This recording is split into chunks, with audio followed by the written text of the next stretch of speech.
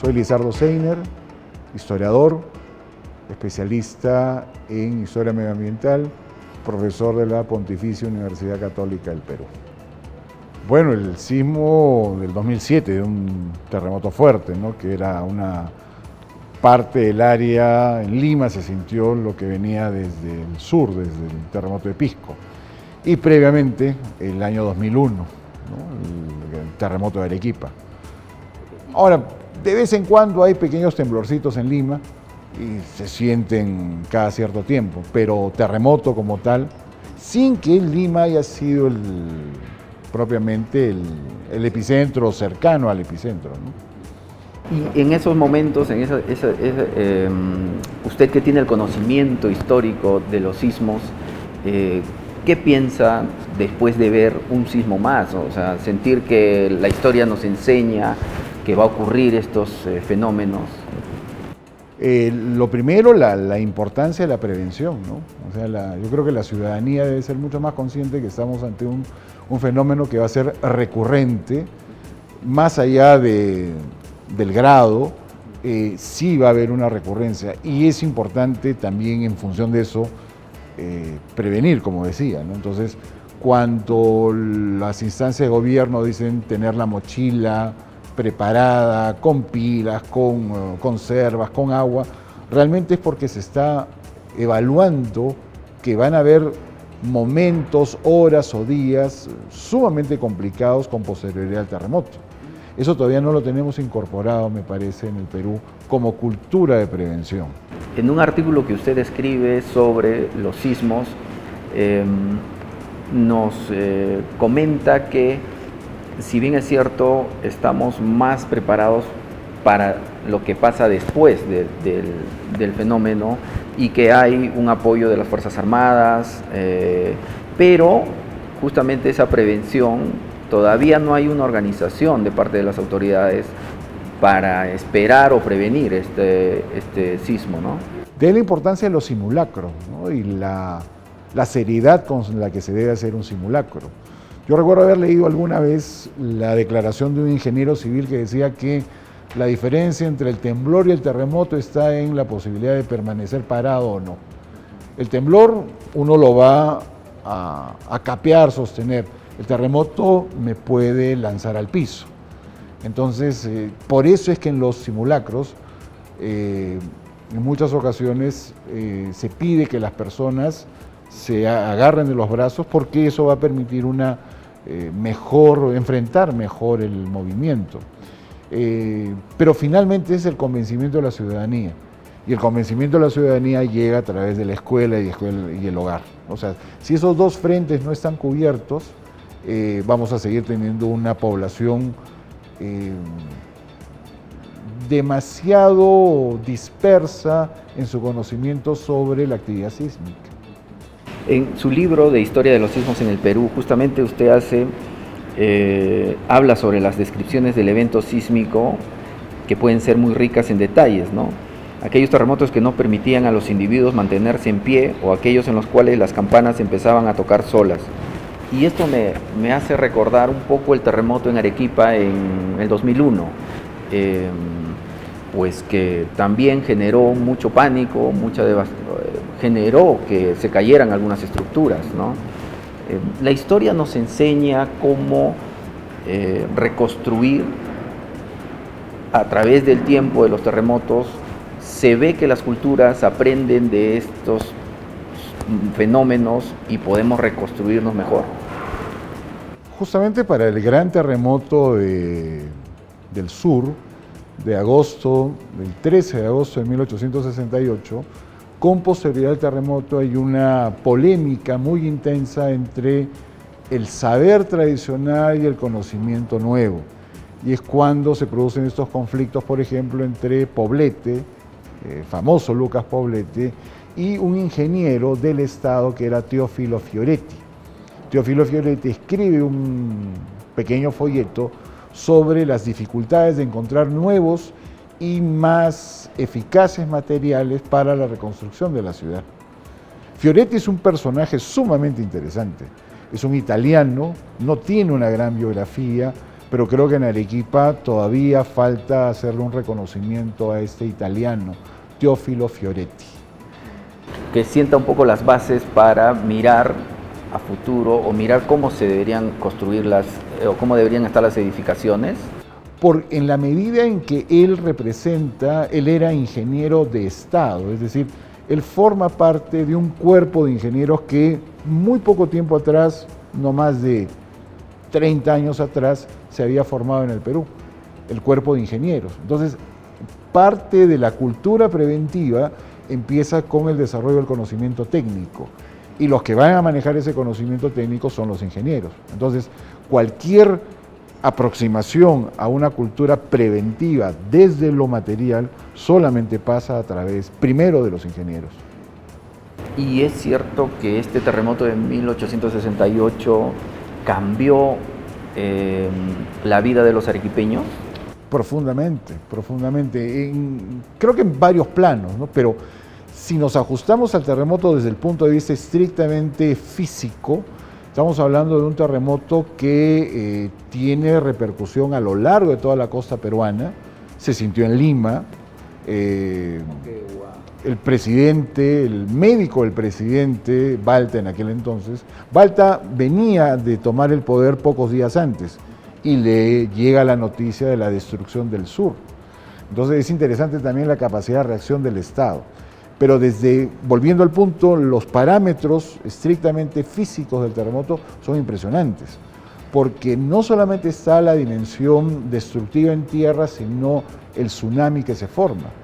Y ese tsunami no solamente destruye Arica, ¿no? Se forman 3 grandes olas sobre Arica, sino que además ese tsunami cruza el Pacífico. Llega a San Francisco, llega a Yokohama en Japón, llega a Australia, y es un punto dentro de la historia de la ciencia interesante porque a partir de la velocidad de las olas empieza a darse un conocimiento sobre qué profundidad puede tener el mar, el océano. Entonces, los fenómenos destructivos, no digo desastres, hay una polémica sobre si los fenómenos naturales son desastres, la amenaza natural se convierte en una ocasión muy propicia para alentar estudios científicos, obviamente los sociales, pero es una ocasión que también se debe aprovechar. Enhorabuena que no aparezca y se demore, pero cuando ocurre, sí se van innovando cosas. Hay cambios de arquitectura muy intensos en Lima, después de un terremoto, después de 1687, en el Cusco, después del gran terremoto de 1650, acá en Arequipa. O sea, puede resultar difícil decirlo, pero los terremotos también ayudan a enseñar mucho. No olvidemos que, por ejemplo, en el caso de Chile, una de las disciplinas más desarrolladas que tienen, por razones evidentes, es la ingeniería antisísmica, ¿no? Entonces, los terremotos sí tienen, más allá del lamentable balance de víctimas y destrucción, los terremotos también pueden ser entendidos como ocasiones para estudiar más a profundidad, replantear el conocimiento sobre la dinámica de la Tierra. ¿Y qué papel juega el IGP?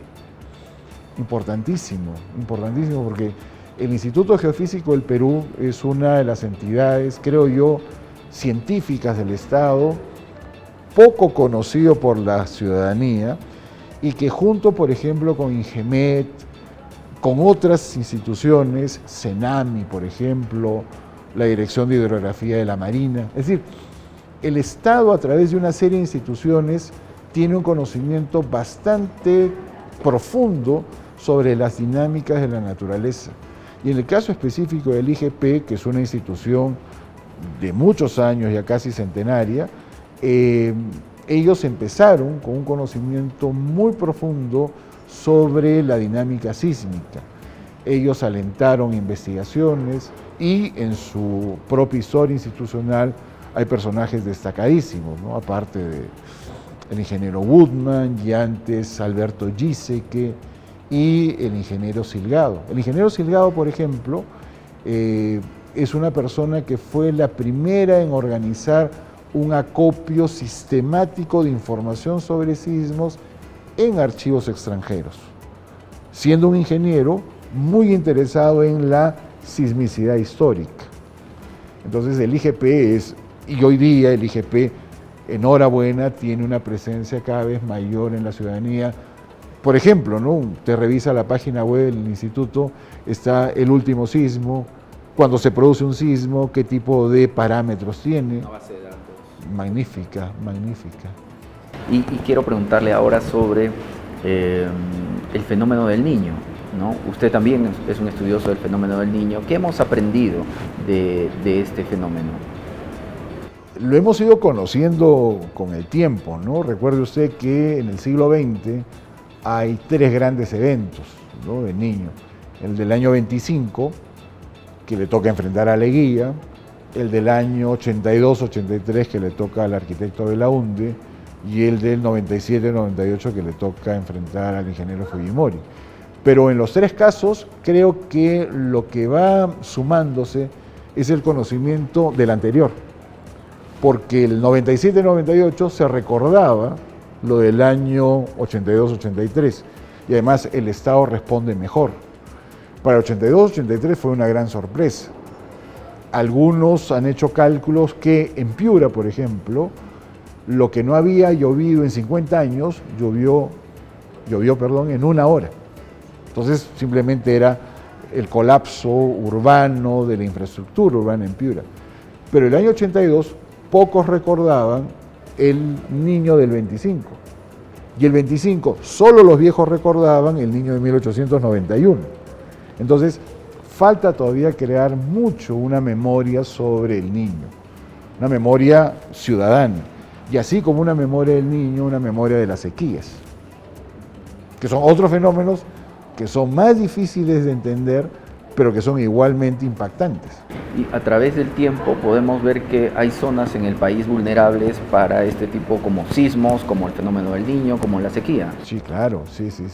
Por ejemplo, ¿no?, el año 82-83 usted paralelamente encuentra lluvias en la costa, siempre empezando en Piura, se extienden estas lluvias, y se asocia una fase de sequía en el altiplano.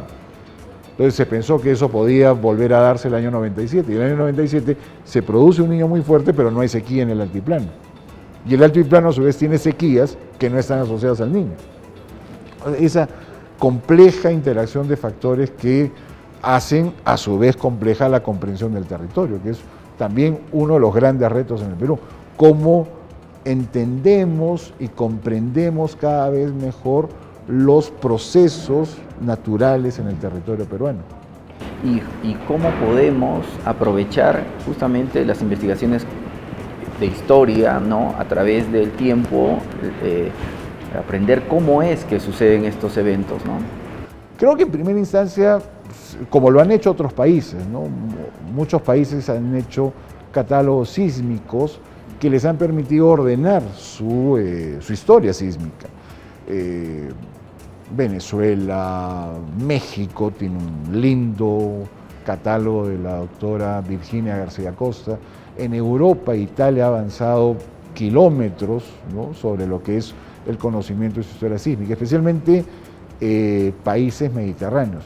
Sin embargo, también es importante el conocimiento histórico de aquellos países que aparentemente no tienen sismos. Francia conoció muchos de sus sismos históricos en los años 70, a raíz de la implementación del programa nuclear francés. Han habido sismos en Suiza, han habido sismos en Gran Bretaña, han habido sismos en Brasil, es decir, lugares que aparentemente no son lugares sísmicos, lo son, pero con periodos de recurrencia mucho mayor. El último gran sismo en Francia se remonta al siglo XIV, igualmente en Suiza. Entonces, yo creo que el conocimiento de los sismos es para los países que los enfrentamos o padecemos, es una ocasión magnífica de conocimiento y creo yo de consolidación ciudadana. Y la prevención pasa por unas construcciones preparadas, diseñadas para justamente antisísmicas, pero también por no construir en zonas vulnerables y eso en el país es un poco complicado, ¿no? Lamentablemente ocurre con frecuencia, ¿no? Y ahí creo que la responsabilidad directa es de los alcaldes. O sea, los alcaldes deberían contar, si es que no lo tienen, con insumos que les indiquen claramente, por ejemplo, calidad del suelo. En cuántas zonas se construyen sobre suelos abiertamente inadecuados para desarrollar construcciones. Los ejemplos son decenas. Quien hizo un gran avance, por ejemplo, en Lima en relación al conocimiento de los suelos fue el ingeniero Julio Curoigua. Él hizo un mapeo de suelos en la ciudad, entonces se podía establecer claramente qué zonas eran más propicias desde el punto de vista de lo más básico, sobre dónde construyo. Sobre todo Lima, que ha crecido bastante, ¿no? Así es, así es. Pero no ha crecido pensando en un gran sismo. Usted lo ha dicho. El último gran sismo fue en el 70. El 70, cuando recuerdo el sismo del 70, el sismo del 74, pero el sismo del 70, el epicentro fue en Ancash, ¿no? Frente a Chimbote. Pero el último gran terremoto con epicentro frente a Lima fue en 1746. Entonces, justamente el IGP insiste, creo yo, de manera correcta, en señalar cómo hay que estar prevenidos frente a ese terremoto que inevitablemente va a ocurrir. La frecuencia o la recurrencia ya es una cuestión de tiempos humanos. Los tiempos geológicos corren a una velocidad distinta, son de mucho más ajuste, son mucho más lentos. Y es verdad cuando se dice que la acumulación de energía en un tiempo prolongado genera un terremoto. Sin embargo, si se producen sismos continuos, es una descarga que se va haciendo y evita un gran terremoto. Ese es un razonamiento muy interesante que, bueno, se dice con frecuencia, se afirma con frecuencia, el IGP tiene una posición muy clara al respecto, pero si uno ve esta influencia que tienen los desfogues, es parte de una teoría que viene desde Aristóteles. Es decir, la teoría neumática partía de la idea de que en el centro de la Tierra habían vientos, y estos vientos, en su intento por salir a la superficie, provocaban sismos. Hoy día podríamos llamar una teoría hasta ingenua, pero interesante porque la historia de la ciencia se construye a partir de los errores. Y como forma de mitigar esos vientos subterráneos, se pensaba que haciendo hoyos, que haciendo pozos, esa era la mejor manera de descargar la tierra. Claro, se hacían pozos y los sismos seguían produciéndose. Pero a lo que voy es cómo las sociedades en el tiempo han tratado de ir encontrando respuestas que permitan prevenir, neutralizar o enfrentar esos terremotos. ¿Y cuál es la teoría del IGP sobre esta descarga continua de... Claro, que hay acumulación de energía y que esa acumulación de energía en algún momento se van formando fisuras de cientos de kilómetros, y eso es lo que justamente monitorea el Instituto Geofísico, ¿no? Cómo estas grandes fallas se están, cuando se produce un terremoto, se produce una falla de cientos de kilómetros. La reactivación de esa falla, es lo que ellos consideran, pues es el fenómeno por venir. Un dato curioso que aparece en su libro es que después de un gran sismo se presentaba o se organizaba una procesión. ¿Eso es una tradición que se ha perdido? Porque en Cusco, en un terremoto de Cusco, se sacó al Señor de los Temblores.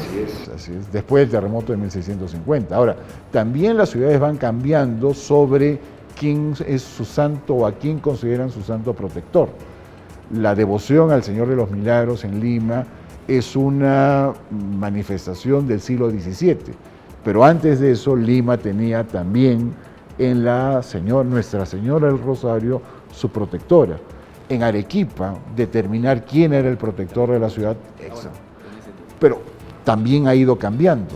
Entonces, el Señor de Luren, en Ica. En el 2007, en Lima, no salió la procesión del... No lo recuerdo, pero sí, han habido procesiones asociadas a eso, más en la época colonial, ¿no? En la época colonial sí, la procesión, porque además se entiende que el terremoto es la expresión de la ira de Dios, por lo tanto una ira provocada por una sucesión variopinta de pecados, o de los más graves a los más livianos, pero era una población pecadora que debía ser castigada dentro de esa interpretación, y que el castigo divino era el terremoto. Por consiguiente, la procesión tenía un propósito mitigador. ¿Y cómo podríamos definir a la naturaleza, o cómo podríamos cerrar esta entrevista hablando sobre la naturaleza, ¿no? Claro, en el sentido que yo creo que en lo que un país definitivamente debe invertir, y en el Perú se ha invertido mucho, pero falta invertir más, es en un conocimiento profundo de la naturaleza en todas sus manifestaciones maravillosas, pero además el conocimiento de la naturaleza en el tiempo, una suerte de historización de la naturaleza. Historizar la naturaleza es ver qué tipo de fenómenos se han producido en el tiempo, qué especies han existido y que ya no existen ahora. Y creo que es parte también de una comprensión mayor de una sociedad y de un respeto de esa sociedad a su medio ambiente. Debemos respetar la naturaleza. Sin duda, sin duda. Por eso los procesos de deforestación que se han producido en muchas partes del mundo, algunos consideran que son, en el fondo, fuertes desequilibrios que pueden provocar incluso enfermedades o desarrollo de epidemias. Y para cerrar este tema, las sequías también son producto de que no respetamos la naturaleza, ¿no? Tienen su propia dinámica, o sea, no necesariamente la sequía es el resultado de una incapacidad de adaptación de los... O por el cambio climático se están produciendo también... Es cierto, hay una mayor incidencia, pero tenemos sequías. Por ejemplo, para el estudio del Niño, lo que uno encuentra, por ejemplo, es que entre niño y niño hay periodos muy largos de sequía. El Niño de 1925 rompía un largo periodo de sequía en Ica después del Niño de 1891. Entonces, sería interesante ver el empalme que hay entre sequía y Niño, esa sucesión de fenómenos. Y también zonas del Perú que, sin tener efectos directos del fenómeno del Niño, también tienen sequía.